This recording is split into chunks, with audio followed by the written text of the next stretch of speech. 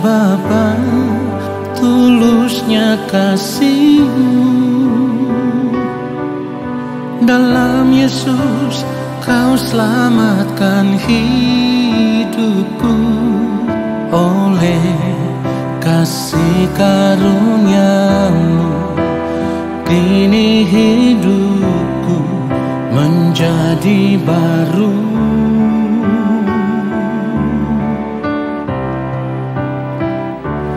Kini ku mau hidup bagi-Mu, melakukan kehendak-Mu Allahku, hidup sama seperti Yesus, menyenangkan hati-Mu Bapa.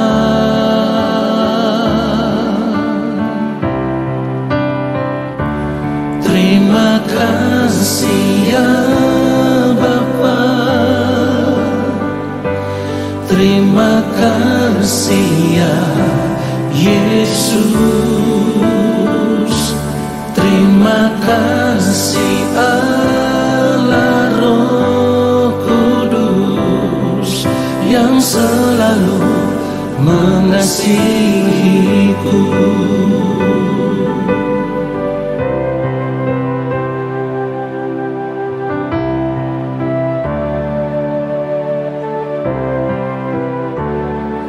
Kini ku mau hidup bagi-Mu,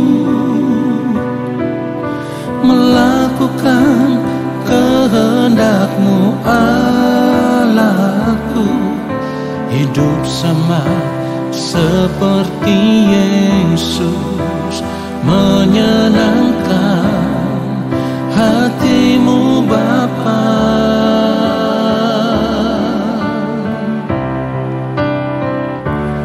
Terima kasih ya Bapa, terima kasih ya Yesus, terima kasih Allah Roh Kudus yang selalu mengasihiku. Saudaraku, bersyukurlah senantiasa kepada Tuhan, sebab Dia baik. Firman Tuhan katakan tak berkesudahan kasih setia Tuhan, tak habis-habisnya rahmat-Nya, selalu baru tiap pagi, besar kesetiaan-Mu. Haleluya. Terima kasih ya Bapa, terima kasih ya Yesus, terima kasih Allah Roh Kudus yang selalu mengasihiku.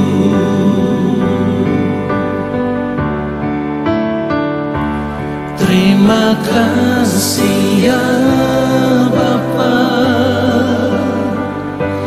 terima kasih ya Yesus,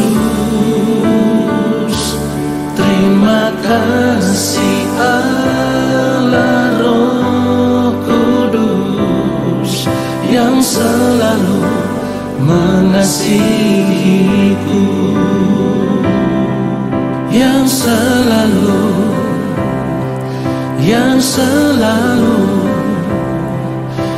selalu mengasihiku.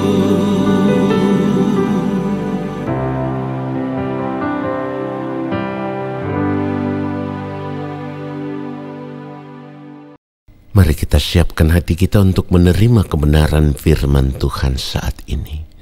Mari kita berdoa.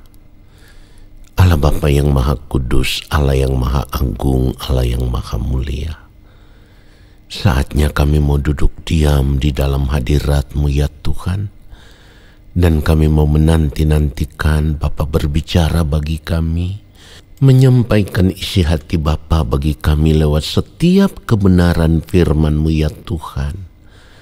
Lalu apa yang kami dengar, boleh kami mengerti oleh kekuatan kuasa Roh Kudus yang mengurapi kami, sehingga kami mau berjuang untuk hidup seturut dengan firman-Mu di sepanjang sisa umur hidup kami. Ya Bapa yang mulia, kuduskanlah hamba-Mu untuk menyampaikan akan kebenaran firman-Mu seturut dengan kehendak-Mu, supaya setiap perkataan yang hamba ucapkan itulah kebenaran yang Bapa kehendaki, dan kebenaran itulah yang akan memberkati setiap kami yang mendengarkan. Di dalam nama Tuhan Yesus Kristus, kami siapkan hati kami untuk menerima kebenaran firman Tuhan saat ini. Amin. Saudaraku yang dikasihi oleh Tuhan Yesus Kristus, hidup sebagai orang percaya atau orang Kristen pasti akan membuat kita merasa bahwa kita ada di dalam Tuhan dan tidak pernah meninggalkan Tuhan. Apalagi setiap hari Minggu kita pergi ke gereja, tengah minggu juga kalau ada ibadah kita hadir di dalam ibadah itu. Semua ini akan membuat kita merasa sudah menjadi orang Kristen atau orang percaya yang benar. Nah saudara, pertanyaannya adalah, apakah hidup kekristenan hanya diukur dengan cara hidup yang demikian? Saudaraku, tanpa kita sadari, seringkali kita hanya menjalankan hidup kekristenan ini sebagai sebuah rutinitas hidup keberagamaan. Dan hal itu hampir-hampir kita tidak pernah menyadarinya, saudaraku. Artinya begini, karena kita merasa kita orang Kristen, hari Minggu kita ke gereja. Lalu kalau tengah minggu ada ibadah, kita juga hadir.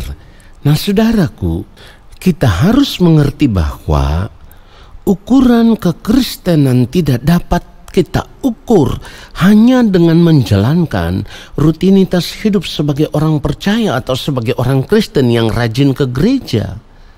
Lalu kemudian kita mengaku ada di dalam Tuhan, kita mengaku tidak pernah meninggalkan Tuhan.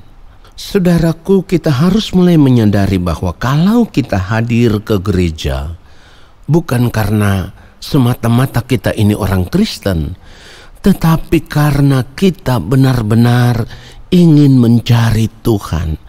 Kita benar-benar mau menjadikan Tuhan satu-satunya kebutuhan hidup kita. Dan hanya Tuhan saja yang kita butuhkan, tidak ada yang lain. Tetapi yang perlu kita garis bawahi bahwa membutuhkan Tuhan bukan karena kita mau memanfaatkan Tuhan, bukan. Bukan karena supaya Tuhan menolong kita menyelesaikan segala persoalan-persoalan hidup kita yang belum terselesaikan. Masalah ekonomi, makan, minum, dan pakai. Bukan itu saudaraku. Bukan karena kita ingin diberkati, dicukupi oleh Tuhan sesuai dengan apa yang kita inginkan. Lalu setelah Tuhan melakukan semua itu, kita bisa pakai semua itu untuk menikmati dunia ini dengan segala kesenangannya. Saudaraku, kalau kita merasa membutuhkan Tuhan, itu karena kita rindu ada dekat dengan Tuhan. Kita rindu selalu melekat dengan Tuhan. Kita rindu selalu berjalan dengan Tuhan. Dan tanpa Tuhan, kita tidak bisa hidup. Orang yang merasa membutuhkan Tuhan akan menjaga seluruh hidupnya ada di dalam kesucian dan kekudusan Tuhan. Hidup benar, hidup tidak bercacat, tidak bercela, karena merindukan Tuhan lebih dari apapun, saudaraku. Saudara, kita memerlukan Tuhan, kita membutuhkan Tuhan, bukan untuk yang lain, karena kita rindu Tuhan senantiasa memegang tangan kita. Di dalam pimpinan Roh Kudus kita dituntun kepada segala kebenaran. Kita hidup di dalam kebenaran Tuhan, supaya kehidupan kita bisa ditemukan berkenan di hadapannya. Itu yang terutama. Tidak ada yang lain. Tidak ada yang lain, saudaraku. Inilah cara hidup yang menyukakan, menyenangkan hati Bapa di sorga. Selalu melekat dan merindukan Tuhan lebih dari apapun. Lalu kita hidup melakukan kehendak-Nya. Saudara yang dikasihi oleh Tuhan Yesus Kristus, satu hal yang harus kita sadari, menjadi orang percaya atau menjadi orang Kristen, segenap hidup kita harus diserahkan menjadi milik Tuhan. Dan tidak boleh ada yang tersisa dari kehidupan kita yang kita pakai untuk menikmati kesenangan hidup dunia ini. Tidak boleh. Sebab kalau kita masih mengambil sebagian hidup kita untuk dinikmati, saudaraku, menikmati kesenangan hidup dunia ini, kita belum sepenuhnya ada di dalam Tuhan. Saudara, kita belum sepenuhnya menjadi milik Tuhan. Dan ini juga menunjukkan bahwa kita sedang mengabdi kepada dua tuan, kepada Tuhan dan juga kepada dunia ini. Saudara yang dikasihi oleh Tuhan Yesus Kristus, firman Tuhan katakan di dalam Matius pasal 6 ayat 24, tak seorang pun dapat mengabdi kepada dua tuan, karena jika demikian, ia akan membenci yang seorang dan mengasihi yang lain, atau ia akan setia kepada yang seorang dan tidak mengindahkan yang lain.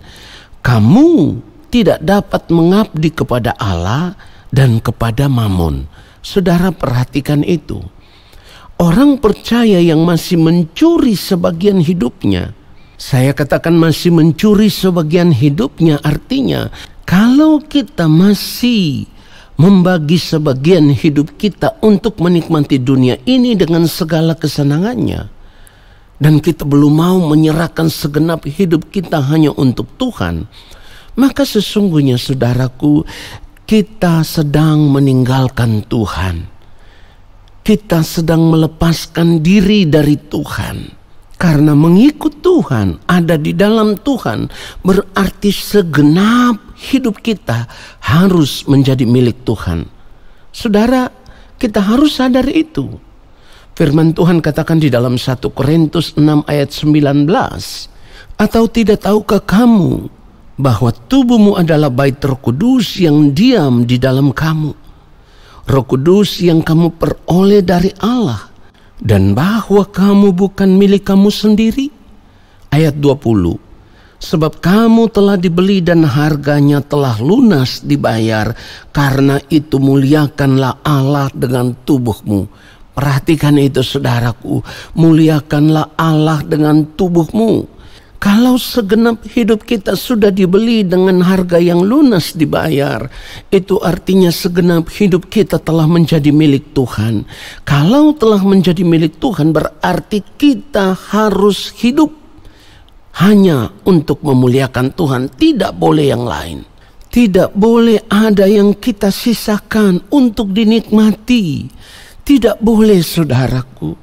Saudara yang dikasihi oleh Tuhan Yesus Kristus, kalau kita baca kebenaran firman Tuhan, Markus 12 ayatnya yang ke-30, firman Tuhan katakan, kasihilah Tuhan Allahmu dengan segenap hatimu dan dengan segenap jiwamu dan dengan segenap akal budimu dan dengan segenap kekuatanmu. Nah, saudara yang dikasihi oleh Tuhan Yesus Kristus, kata segenap itu berarti seluruhnya, semua, selengkapnya. Jadi tidak ada yang tersisa bagi kita untuk kita nikmati. Kita harus mengerti kebenaran firman Tuhan secara benar, lalu kita hidup seperti apa yang firman Tuhan katakan. Jangan lagi mencuri sebagian hidup ini untuk dinikmati, saudaraku.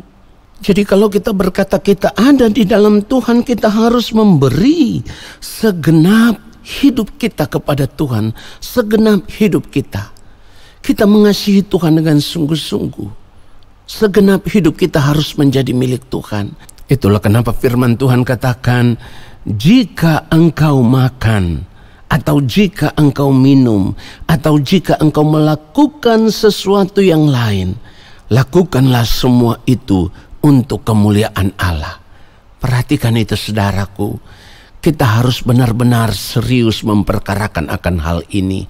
Memberi segenap hidup kita hanya untuk Tuhan saja.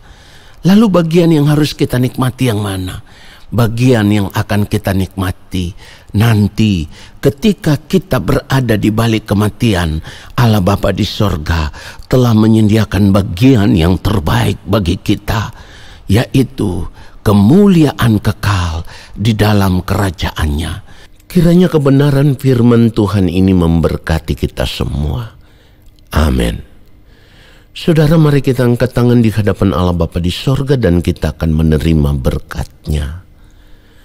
Terima kasih Bapa yang Maha Kudus untuk kebenaran firman-Mu yang sudah menegur kami, yang sudah menyadarkan kami.